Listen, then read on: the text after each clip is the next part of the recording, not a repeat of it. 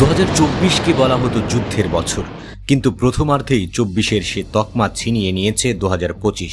প্রথমে ভারত পাকিস্তান, তারপর Iran Israel, একের পর এক যুদ্ধ লেগেই রয়েছে। আর এই যুদ্ধের অন্যতম বড় কারণ বা প্রভাবক হিসেবে কাজ করেছে পারমাণবিক অস্ত্র। ইরানের পারমাণবিক অস্ত্র নিয়ে উত্তেজনা কাটতে না কাটতেই খবর শোনা যাচ্ছে সরাসরি যুক্তরাষ্ট্রে পৌঁছাতে সক্ষম আন্তঃমহাদেশীয় ব্যালিস্টিক ক্ষেপণাস্ত্র তৈরি করেছে পাকিস্তান, এবং এটি পারমাণবিক অস্ত্রবাহী। মার্কিন সাময়িকী ফরেন অ্যাফেয়ার্সের এক সাম্প্রতিক প্রতিবেদনে উঠে এসেছে এই বিস্ফোরক শব্দ। এই খবর প্রকাশের সঙ্গে সঙ্গেই ওয়াশিংটনে নীতি নির্ধারকদের ভ্রু কুঁচকে গেছে, কারণ বিষয়টি যদি সত্য হয় তবে পাকিস্তানকেও রাশিয়া, চীন ও উত্তর কোরিয়ার মতোই পারমাণবিক প্রতিপক্ষ হিসেবে বিবেচনা করতে বাধ্য হবে যুক্তরাষ্ট্র। গত মাসে ভারত পাকিস্তানে অপারেশন সিঁদুর নামে একটি সামরিক কৌশলগত অভিযান চালায়, যার জেরে গোটা অঞ্চলে উত্তেজনা ছড়িয়ে পড়ে।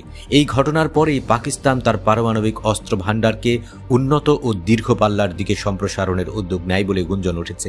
প্রতিবেদনে বলা হয়েছে, এই উন্নয়নে চীনের প্রত্যক্ষ বা পরোক্ষ সহযোগিতা থাকতে পারে। যুক্তরাষ্ট্র যদি কোনো আগাম হামলা চালিয়ে ইসলামাবাদের পারমাণবিক অবকাঠামো ধ্বংস করতে চায়, তখন যেন যুক্তরাষ্ট্রকে নিবৃত করা যায়, সেজন্য পাকিস্তান এমন অস্ত্র তৈরি করতে চায় বলে মনে করছে বিশ্লেষকরা। বিশেষত ইরানে মার্কিন হামলার পর এই আশঙ্কা আরও বেড়ে গেছে। প্রতিবেদনে উদ্ধৃত মার্কিন কর্মকর্তা বলেছেন, যদি পাকিস্তান এমন একটি অস্ত্র বানায় যেটি আমেরিকাকে আঘাত করতে পারে, তবে আমরা আর তাদের যুক্তরাষ্ট্রের বন্ধু হিসেবে দেখব না। এই প্রসঙ্গে বলা যায়, বর্তমানে পাকিস্তানের সবচেয়ে দূরপাল্লার ক্ষেপণাস্ত্র হচ্ছে শাহিন 3, যার পাল্লা 2700 কিলোমিটার, যেটি ভারতের অনেক শহরকে আঘাত করতে সক্ষম।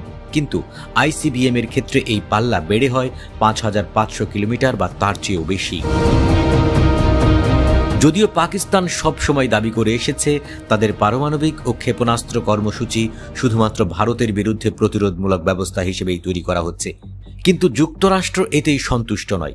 ইতিমধ্যেই তারা পাকিস্তানের ক্ষেপণাস্ত্র কর্মসূচি সংশ্লিষ্ট 4টি প্রতিষ্ঠানের উপর নিষেধাজ্ঞা দিয়েছে। এর মধ্যে রয়েছে পাকিস্তানের রাষ্ট্রায়ত্ত প্রতিরক্ষা সংস্থা ন্যাশনাল ডেভেলপমেন্ট কমপ্লেক্স। এসব প্রতিষ্ঠানের আমেরিকান সম্পদ জব্দ করা হয়েছে এবং মার্কিন কোম্পানিগুলোকে তাদের সঙ্গে ব্যবসা করতে নিষেধ করা হয়েছে।